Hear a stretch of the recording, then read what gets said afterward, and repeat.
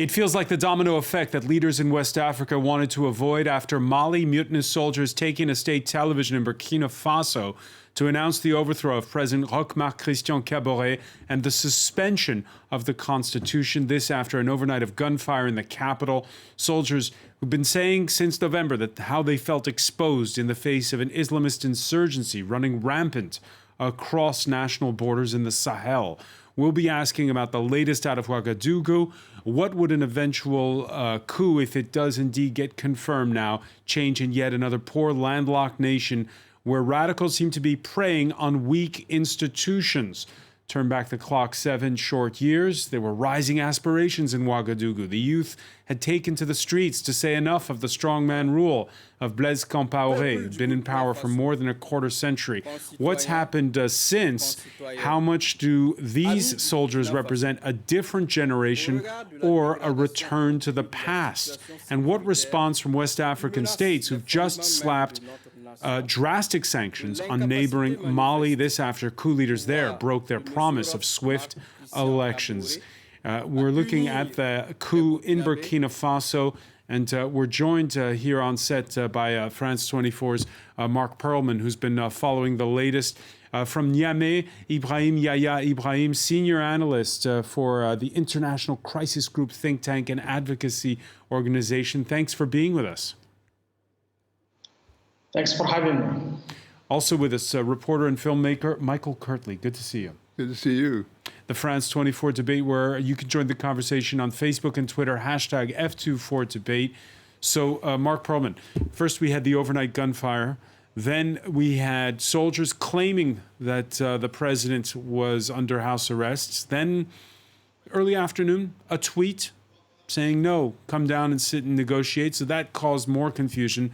But now these mutinous soldiers going to state television. Yes, after a long day, long hours of waiting, uncertainty, there were early reports that the president had been detained by the coup plotters, that he was in the military compound. Then sources close to him telling me that no, he was in quote unquote a safe place, and that, you know, there were still maybe some possible negotiations going on. And it's true that as the day went by, people were wondering, well, what's happening? National television programs as normal, announcement around 4 p.m. Paris time that there would be a special announcement, nothing happening until a few minutes ago, the official announcement. You saw military taking to the airwaves and announcing, yes, that this was the end of President Kaboré, that he had resigned. Apparently, he tried not to resign, but he was forced to do so. He is under house arrest, I'm being told by sources close to him, in Ouagadougou. So now, clearly, this is a new era. The transition has started for time frame nobody really is able to measure, especially because of what we saw happening in Guinea and in Mali, where the military promised that they would hand back power, but they seem to like power and to cling to power. We have, though, a name of the leader of this coup. He is a lieutenant colonel by the name of Paul-Henri Sandaogo Damiba. There were rumors that he was indeed the man behind it. He's well known in military circles in Burkina Faso. He wrote a book about West African armies. So it's not a surprise, obviously, what happened today. It took more time, more maybe zigzags than people thought. I want to ask you about him, but first, we had over the weekend those mutinous soldiers who spoke with reporters, including Sam Mendick of the AP, who hope to speak to in later, and told her that their demands were change inside of the military ranks, of the high military ranks. That has morphed, obviously, since into a full-fledged coup. Yes, obviously. Those demands from within the military have been there for some time. We've seen them especially since November 14th, 2021. This is really the turning point in the extreme north of Burkina Faso, near a gold mine. There's a town called Inata, and there was an attack by jihadists against what are called gendarmes, security troops. 53 died. And after that, it transpired that not only had they been killed, they had been poorly equipped, and they had even not been fed. And this really caused an uproar within military ranks, but also more broadly within the wider population. Exactly, the wider population. So this officer that you mentioned, sorry, give me his name, Paul-Henri? Paul-Henri Damiba. Damiba. Right, he's a lieutenant colonel. Is he with those lower-ranked soldiers? Well, he's a lieutenant colonel, so or is he from the old guard of Blaise Compaoré, who himself was a military? You know, he has been rumored as one of those officers who were confronted directly with the jihadist threat and saw that the support from the very top was not strong enough, that essentially they were sent to fight, but without the necessary political support, the necessary material support. And so he was one of the voices expressing the growing discontent within military ranks. Some might say that he was maybe linked to, but clearly, you know, Blaise Compaoré, yes, there is this idea that he is still there behind the scenes. First of all, he's in poor health. And second of all, he is gone since 2015. So yes, he might still have some support, but Marc-Christian Kaboré probably brought it on himself because he's been there for now 7 years. He was reelected a year and a half ago, and he has not delivered. He has not delivered to the general population. He has not delivered to the military. So once you get into a confrontation, a brewing confrontation with the military, and you don't have popular support, you know, basically the writing is on the wall. So what happened today, you know, there was a coup attempt 10 days ago, mutiny and so on. I mean, there was no way that he could have escaped this. Stay with us a second, Mark, because we're going to go first to Brussels. A Burkina Faso-born member of the European Parliament from the Belgian New Flemish Alliance Party, Asita Konko, joins us here. Thanks for being with us here on France 24. Thanks for having me. Hi.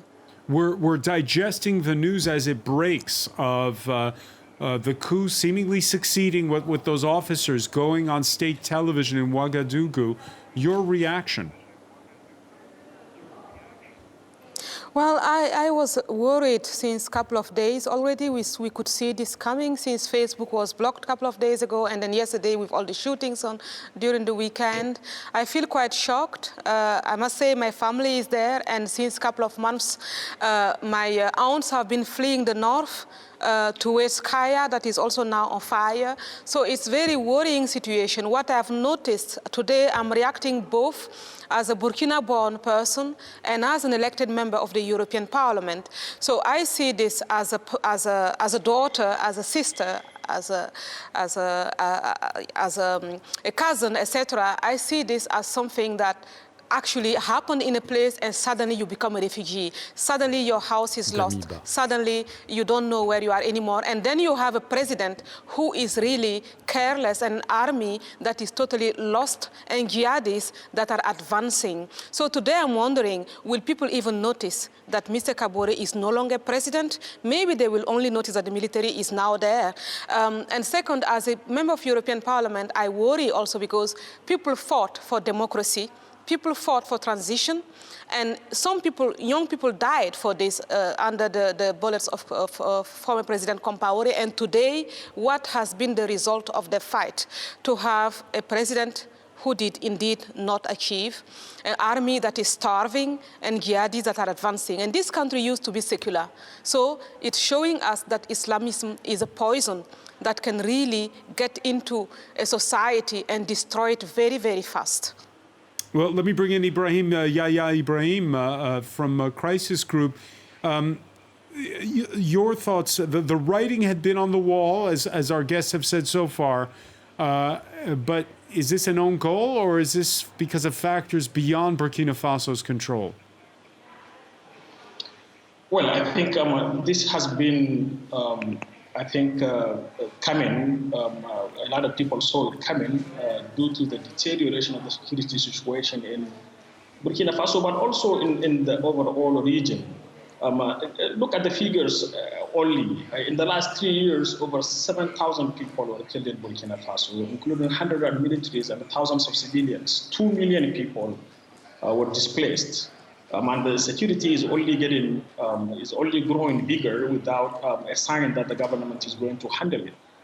So all the the anger that we saw from the streets in Burkina Faso and then later from the military themselves really reflect to this deterioration of the security situation in Burkina Faso. But if we look at it, I think regionally, we saw this destabilization of the political destabilization that took place in Mali.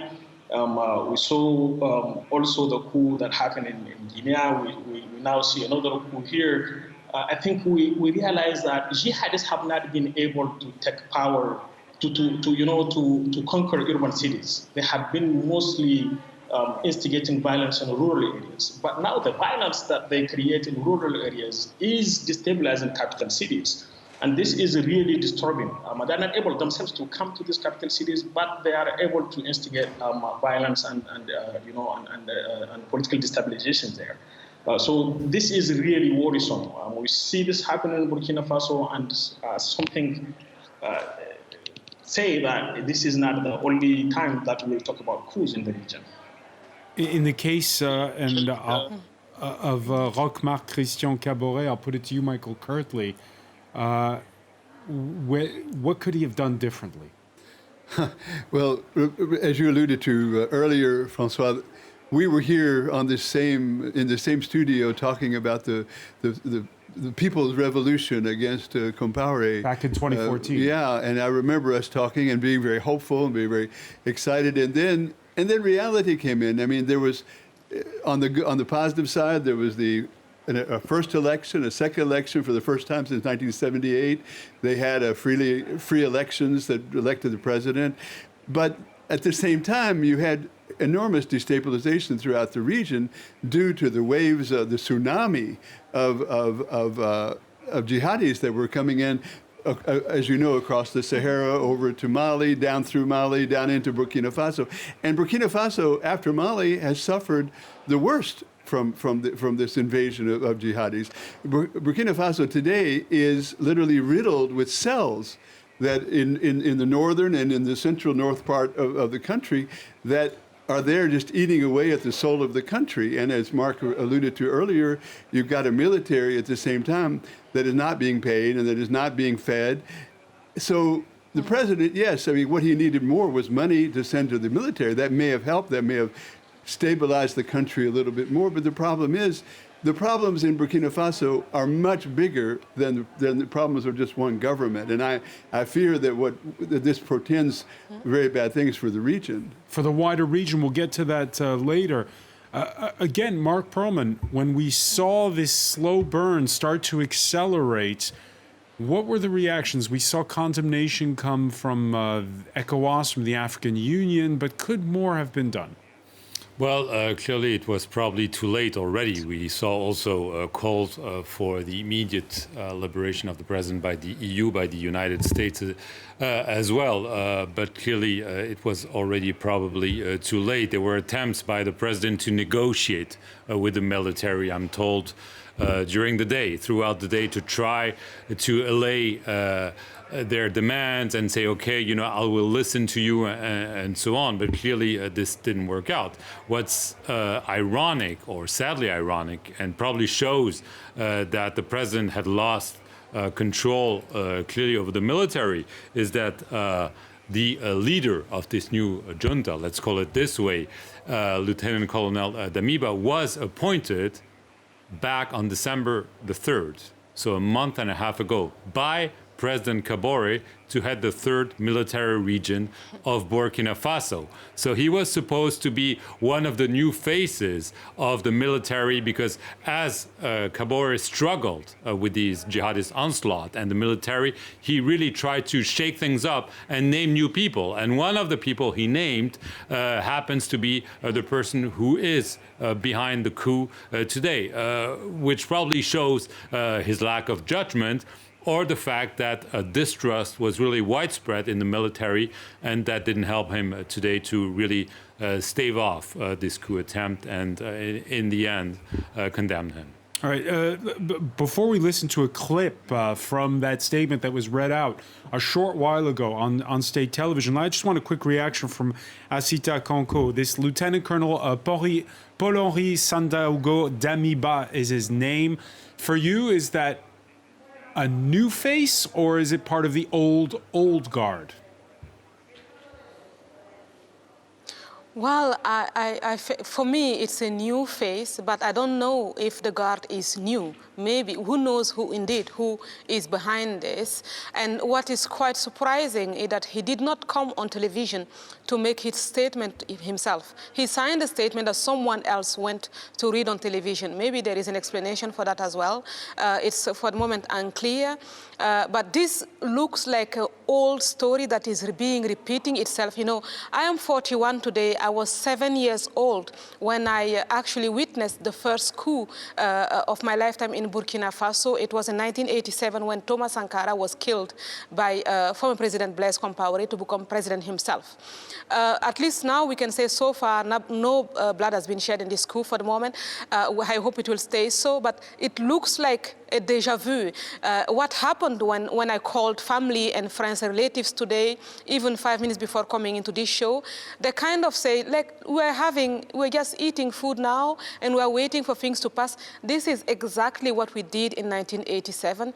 This is exactly what people do when a coup is happening. People just continue their lives, and then we'll say like, go and lay down when you feel like some bullets might come through, and life just go. People just get used to the nonsenseness of things, and this is quite sad because at the end, they've been fighting and struggling so much for freedom. So there is a taste of deja vu, I must say.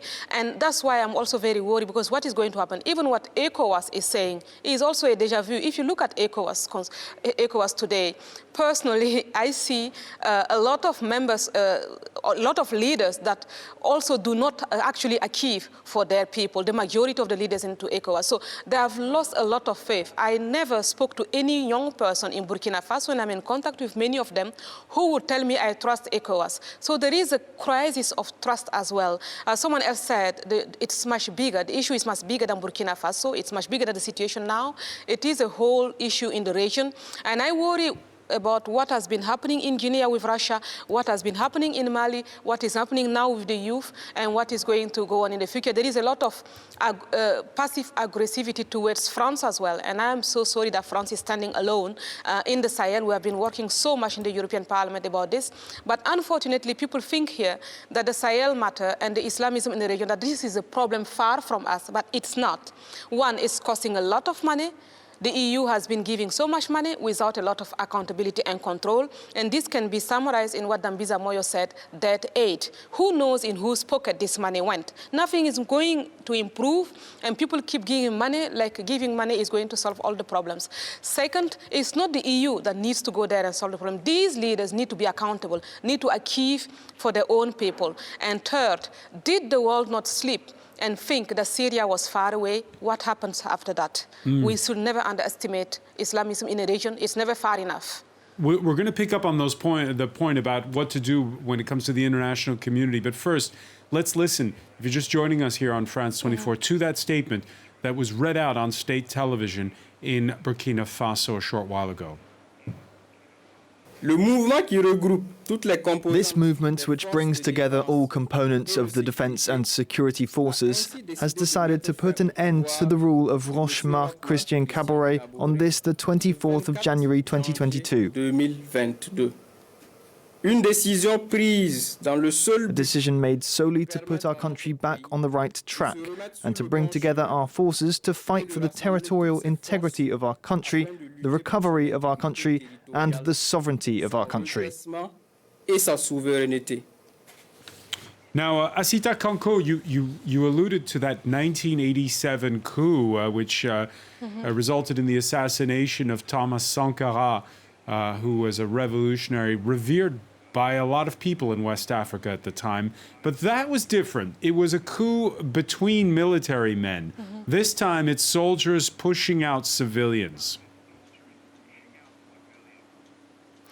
There is indeed that difference, but I would say at that time when Thomas Sankara was killed, I was a kid, but of course I followed it because my family was really following the news very closely. And the years later I did follow, and I went on the streets when I was 18 to request freedom of speech when Norbert Zongo was assassinated. He was a journalist.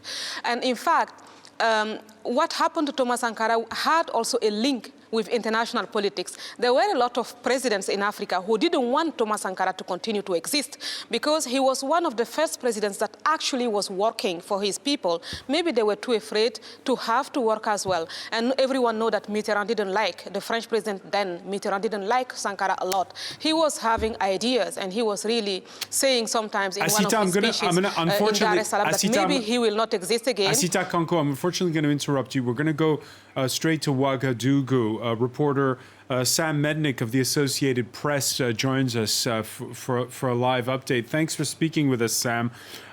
You were on Sunday with the mutinous soldiers at one of their barracks in the capital. Was their demands there different from what was conspired now?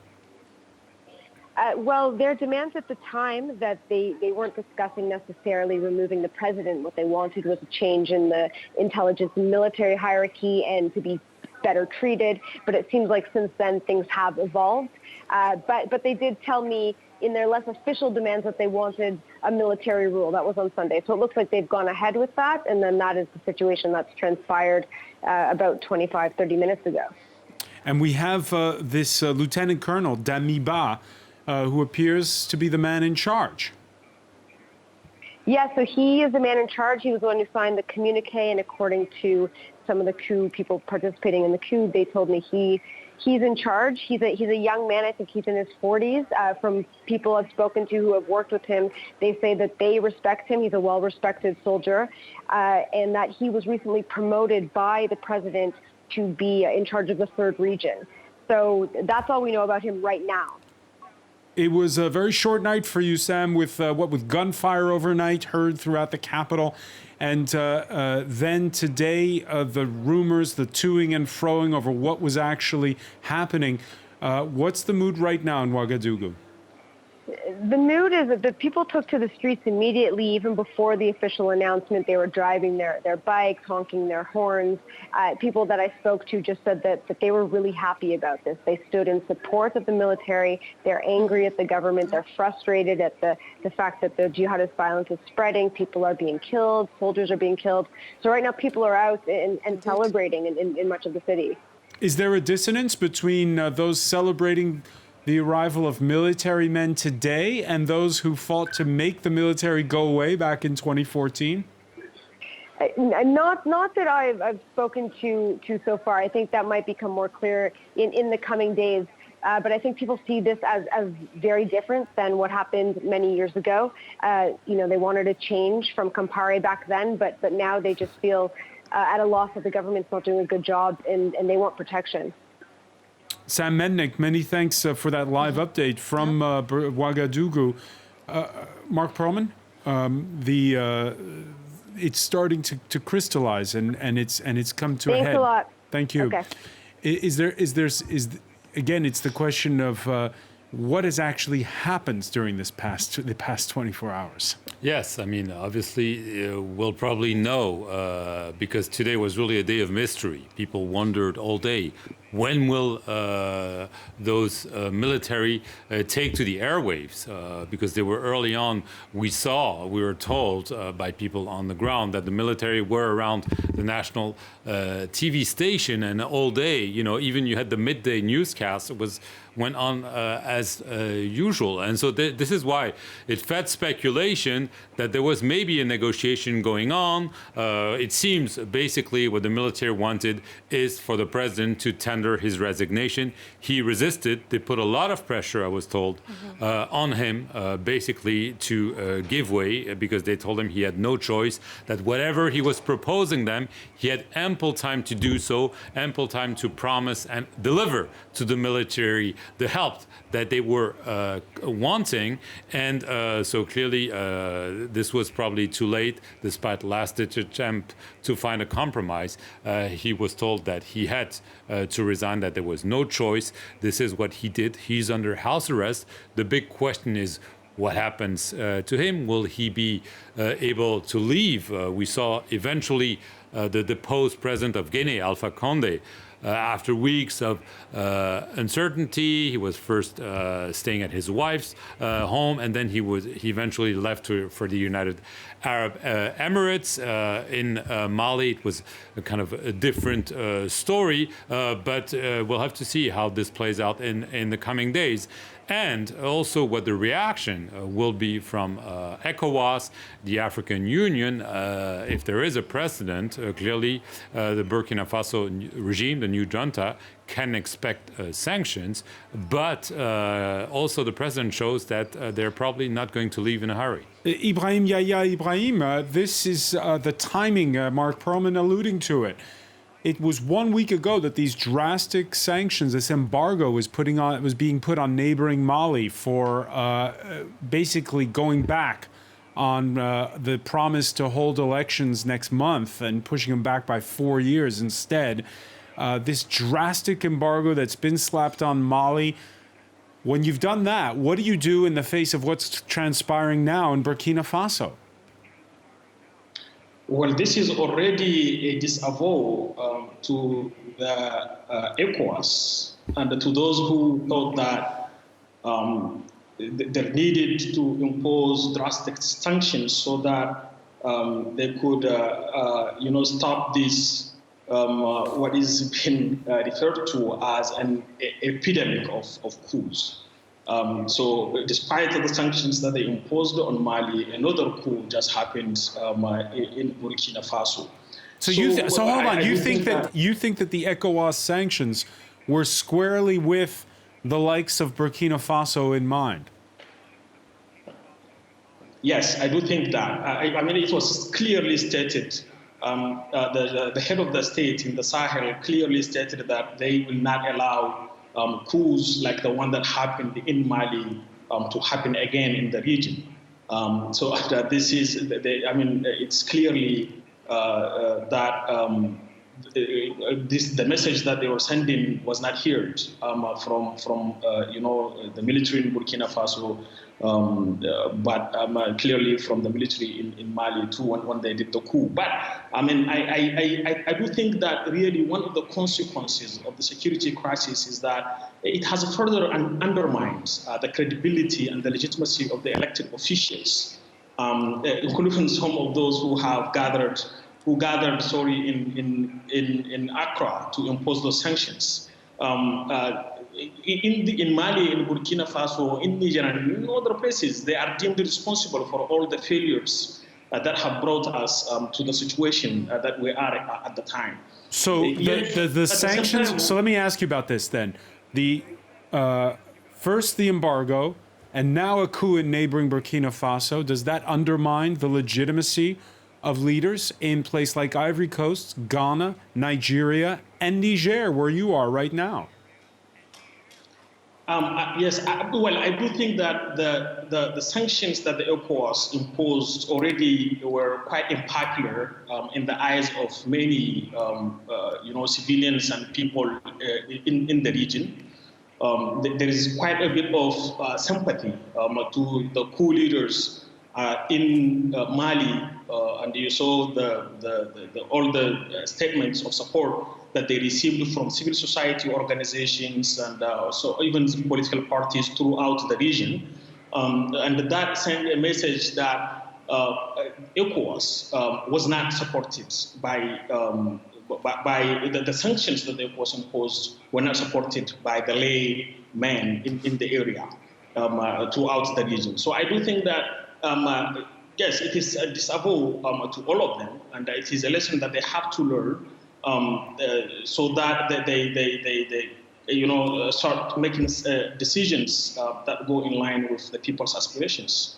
Do you think, Michael Kirtley, that West African leaders are going to perhaps recalibrate and there'll be a different kind of response to what's happening right now in Ouagadougou? Well, I think, as he just stated, that the declarations last week against Mali by ECOWAS were definitely keeping Burkina Faso and other countries in the area in mind so that this domino effect that you mentioned at the very beginning does not continue to take place. Now that Burkina Faso seemingly has fallen, what's going to happen right now is you're going to hear lots of things. Social media is going to go wild. We're going to believe one thing today, and 2 hours from now it's going to be different, and 2 days from now it's going to be different. So I think that in terms of deciding or knowing what the ECOWAS and how they're going to respond is going to be, it's just a matter of speculation right now. What I do feel is these people, these leaders in Ivory Coast, in Niger, maybe to a lesser extent, even in Ghana and in Togo, might feel threatened by what has happened to Burkina Faso. They're going to feel threatened because in all of these countries, the military is, generally speaking, dissatisfied, except for maybe Burkina Faso, except for maybe Côte d'Ivoire. But I think that what we're going to see is a shoring up of the countries that exist already in words. And I think that you're going to see the next big problem happening in countries like Niger. Mark Perlman? Well, clearly, there is this feeling that the legitimacy of leaders is being undermined, sometimes by their own actions. I mean, I interviewed, for example, the foreign minister of Nigeria a few weeks ago, and I asked him whether this debate about presidential terms, whether to extend it a third term, a second term, and so on, the fact that some presidents, including in the region, Guinea was the perfect example of that. Alpha Condé changing the constitution to be able to run again. Third term, barely begins it, a coup happens. Some might argue the same happened in Ivory Coast. And the minister was saying, yes, just by toying with the constitution, elected leaders are undermining their legitimacy. So when the military comes in and says, you're out, the people are saying, well, you've toyed with the Constitution, so why am I going to support you anyway? And so there's a deeper problem there. It's not only disgruntled military, it's undermined legitimacy by elected leaders, and that's becoming a problem because no one is there to save them when there are problems in their home countries. And things change fast, as we heard. Back in 2013, you heard Asita Kanko mention how there's an anti-French sentiment that's growing. Back in 2013, the French were feted as heroes for swooping in and stopping a jihadist insurgency from marching on Mali's capital. The news this morning here in France, by the way, was not so much about Burkina Faso, but about a 53rd French soldier killed in action. This was in Gao in Mali, a 53rd soldier killed since 2013. It was what I believe a mortar shell that hit a base up in the north in Gao. What does France do? Because it's associated in minds with that embargo that's been decried by panelists here. Right. I mean, this is a very difficult situation, yet another setback for the French strategy. I mean, the strategy is based on fighting jihadists essentially in Mali, in Burkina Faso, and in Niger.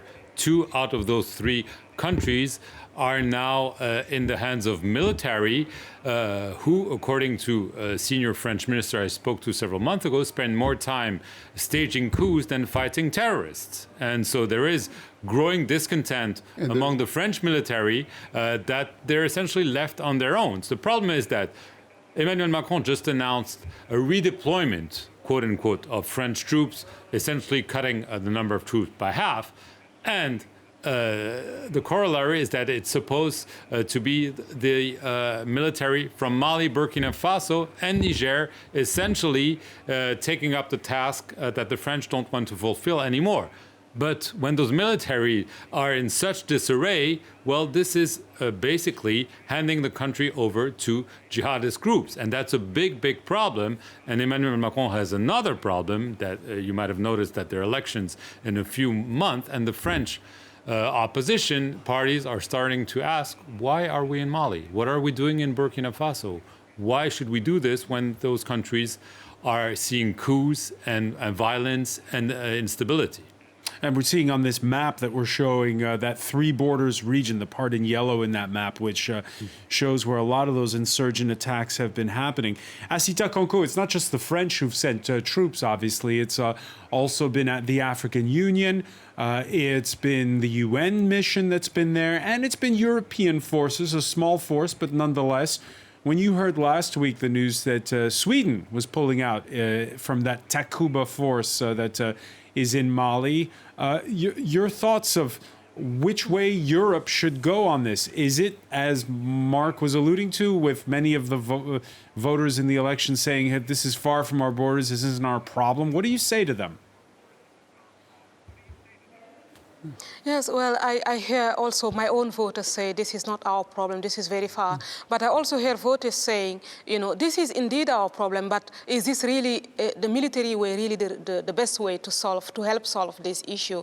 I am tempted to say, and this is also a growing concern in Belgium, that we have been seeing a lot of evidence that the military strategy is not really solving the issue, or maybe it's maintaining, it's reducing the level of violence, it's maintaining a kind of stability. Somehow it would have maybe been worse. But when I look on the graph, how much money is going into these Sahel countries and how much result is being achieved, how many people are dying, then I think we need to reconsider things. Maybe there should be more accountability, more control on how we are spending taxpayers' money, and without that, we're just financing corruption. Recently, I've read a lot about how the military, for example, in Mali, are without shoes or without bullets when they come across jihadis who have nice cars, who actually start, when the military have cars that do not start, and they have weapons but they don't have bullets. So when the jihadis have more equipment and more money, and the regular military are not having this because all the money is going into corruption of higher positioned people, then you need to ask questions. I think this is the huge thing that is making it almost impossible to build capacity. So we need to reconsider this. I think Europe has the bad habit of believing that giving money is just going to solve issues, and it has been shown also in development aid that that's not always true. It used to go in the pocket of some presidents who want to change the constitutions and stay, and that is also what I have been fighting as a teenager, and I don't want to support such policy now that I'm in the European Parliament. We need to invest, to push companies to invest, to create jobs. We need to push these leaders to have to take responsibility, and we cannot be the Mr. Cash. And we also need to know that regarding the military aspects, the local military also has to have the real means. And there is money, but it's just going into corruption. So the question mark today is how do we go from here? It's going into the wrong hands, or nobody even knows where the money is going. And I have always hated, even as a kid in Burkina Faso, all this money called aid. Of course, this is never helping anyone emancipate. Is the colonization over, or is it not? Is the EU elected as president of any of these countries? No. So the people who are elected, they need to do their job and need to create their own resources. That was one of the ideas of Thomas Sankara, and that is why he was hated so much by other president who didn't want to do the same Michael job. Kirtley. I think that at the risk of perhaps being somewhat contradictory, I think we have a crisis. We have a crisis where these countries are falling. We have a failed state in Mali. We probably will soon have a failed state in Burkina Faso. Is what we do stand back and watch all of these states fail? That's a very important question to ask. And I think that the way that you answer that is look at the country that isn't failed yet, and that's Niger. Why is Niger the last man standing in the Sahel today?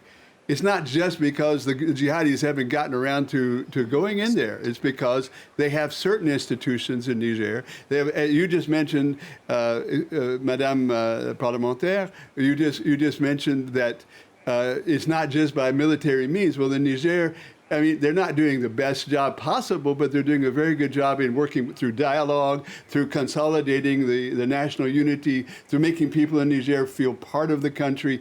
And it's working. Right now, there are very few cells, if any, of jihadis working inside Niger, even though Al-Qaeda and Daesh would very much like to be inside Niger. Why is that? Well, this needs to be studied, and I believe needs to be shored up. We need to create a, in my opinion, in the past few months, we've lost Chad, we've lost Mali, we've lost Burkina Faso in that central Sahel area to overthrows of the country in some way or another.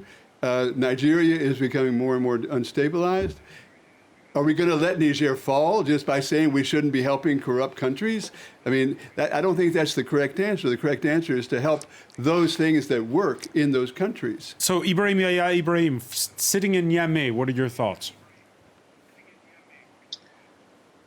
Well, I think what happened today in Burkina Faso, I think, is something that is, I think, really making people think about what country could be next. Absolutely, Niger is a country that I think feel the threat of this kind of situation because it is faced with the same insecurity, because it has the same history of coups, including one that happened just a month ago, a coup attempt that happened a month ago. But the previous speaker mentioned it, that Niger has also some strength in terms of addressing the security crisis. The country is, I think, the less affected among the three countries in terms of the violence. And that this is linked to the fact that in addition to the military solution, Niger has also some institutions that are doing quite a good job in terms of reducing political marginalization, in terms of addressing issues in the peripheral areas, etc. So I do think that this is making some differences in terms of the vulnerability of Niger to face it. But let us really be honest about this. Can also happen in Niger. It's not. And it's happened before. It's not possible. And it's happened before there, I was saying. Just to remind our viewers, if you're just joining us here on France 24, the military in Ouagadougou taking to state television to announce that they had overthrown the president, that he was under house arrest, according to sources who speak to France 24's Mark Perlman. The Constitution suspended and Parliament dissolved. And Mark alluding to an important point, perhaps a seminal moment in all of this.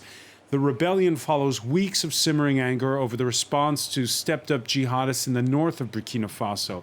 Last Sunday, there was an attack on the village of Namsigyan that left 10 civilians dead. It's just the latest.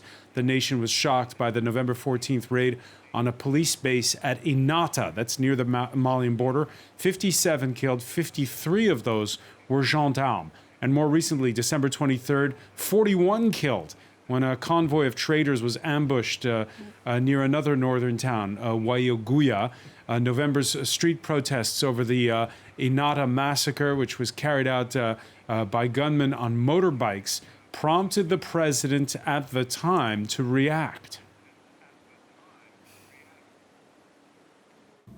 The shock of the Inata attack of the 14th of November and the multiplication of attacks on the positions of our forces in Foubé and in Thiou calls on us all to improve our capacity to adapt to the situation. We have to put an end to the unacceptable dysfunctionality that is sapping the morale of our troops and hampering their effectiveness in the fight against armed terrorist groups. At the outset of this broadcast, Asita Konko, you talked about your own family having to flee the far north. Did President Kaboré use the right words when he spoke there back in November? What I've heard is that, two things. First, you spoke about Inata. There is a gold mine there in the neighborhood, so it's not for no reason that the attacks are happening around these places. It's for the jihadists to get richer. And second, about what he said, these words are just words. I mean, at that stage, people were expecting actions. That was what I kept hearing. People were expecting him to take action that would help prevent more people dying, more businesses leaving the country, and more businesses stopping on their way and avoiding Burkina Faso. This is what people were hoping for. So at a certain point, words cannot mean anything anymore. I would just like to also add that I wouldn't consider that Niger is far in a better place compared to Mali and Burkina Faso. Today, it's very, very dangerous to be a girl child in Niger.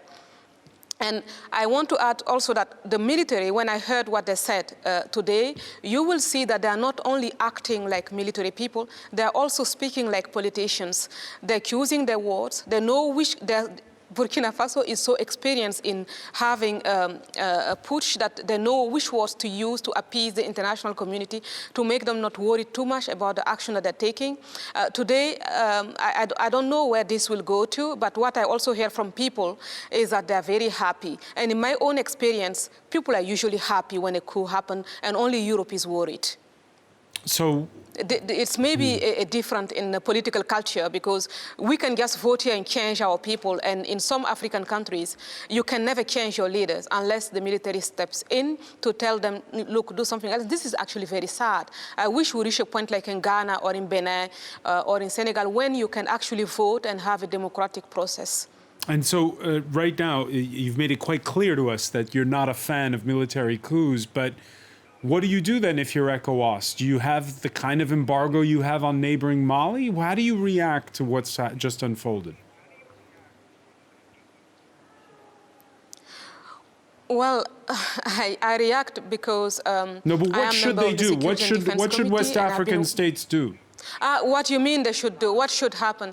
I think what ECOWAS should do is to build trust. All over West Africa, there should be a democratic transition so that people can trust their leaders again. And regarding the situation in Burkina Faso, it's not only the grave incident of today that need to be resolved. It's a long-term commitment that need to be renewed or even created between people and their leaders, because people expect much more than that from their leaders. And also, one other thing that we need to do from Europe is to stop with the dead aid. We need to stop with that. It's really leading to this situation where leaders there do not take responsibility anymore and delegate everything that needs to be done here. We are waiting now for a migration crisis, for more bloodshed due to terror attacks, etc., and to more economic issues with people not having jobs and healthcare not being provided.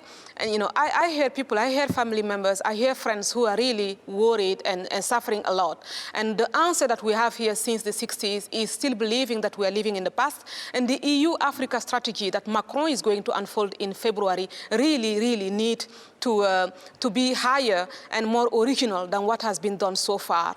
If we are not creative, we are going to keep Africa, and West Africa specifically, in a position where we need to assist them. And this is not going to work. It has never worked in the past. It's time now to listen to new ways of dealing with the EU-Africa strategy. In the meantime, we have three problems. We have China, we have Russia, and we have Islamism to handle.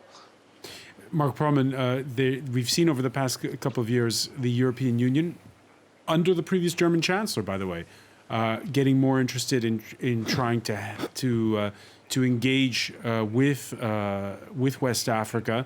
We saw several trips by Angela Merkel to the region.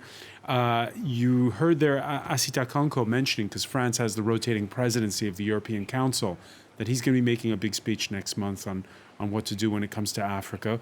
At the events, first in Mali last week, and now in Burkina Faso, are they going to force perhaps a rewrite a little bit of what he's going to say? Well, yeah, well, what he's going to say, and there is a EU African Union summit in Brussels in mid-February, where all heads of state and government, this is like a total of some 80 heads of state and government, are supposed to meet. And so that's not only a speech by the French president, but an actual important summit between Europe and Africa. And clearly the words of Emmanuel Macron are awaited. He'll probably have to adjust because he's been trying to lure some European countries to help in the Sahel, say, you know, we're doing all the security work, but it's for you Europeans. Now it's going to be much more difficult because clearly things are not going in the right direction, security-wise, democracy-wise. So yes, obviously everyone says, yes, we need to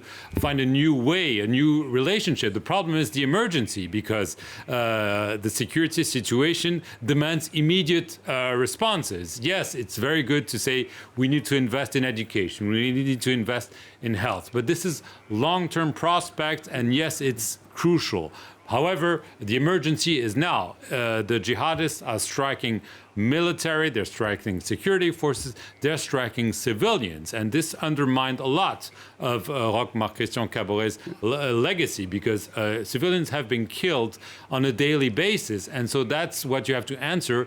And yes, development is great, but I'm not sure it works in the short term to fight jihadists. I totally agree with what the last things you said, Mark. I think that we have to keep in mind, first of all, Asita, our sympathy to you and to your country. I mean, this must be very, very difficult and very trying times. And I think I was talking to a pretty important guy in Bamako, Mali, just right before the show. And I asked him, what's the biggest problem with what's going on in Burkina Faso as far as it concerns Mali? And he said, everybody that I know, their only concern right now is security. What's going to happen in the next few weeks as far as the onslaught of the movements of the jihadi groups. And he said the problem in Burkina Faso, as it is in Mali, is nobody believes that the military, except for those who are, obviously the people that are clapping in the streets, they're hoping that the military are going to be able to do something better than a civilian country. But I don't believe that they even believe that. If they see that they're the only military in the region that's really worth considering that they could fight against the jihadis is the Chadian, and they're not in the region right now so much as they were before. So I think that the people are going to start showing a lot more concern about their daily fear of what's happening with the jihadis. And that's happening mainly in Burkina Faso and Mali, but it's going to spread elsewhere if this continues. So it's a very sad recap of the situation, but I think right now Europe is not going to be interested in shoring up the economies necessarily of these countries, but they are going to be interested in avoiding an Afghanistan in that region. They're going to, I think that's going to be the decision making that's going to take place.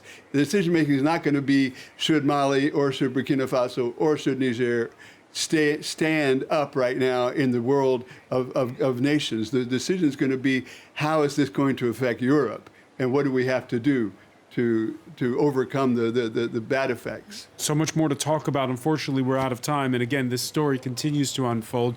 On our airwaves on France24.com, I want to thank you, Michael Kirtley. I want to thank as well Asita Konko for being with us from Brussels, Ibrahim Ibrahim in Niamey. France 24's Mark Perlman, thank you for being with us here in a special edition of the France 24 debate.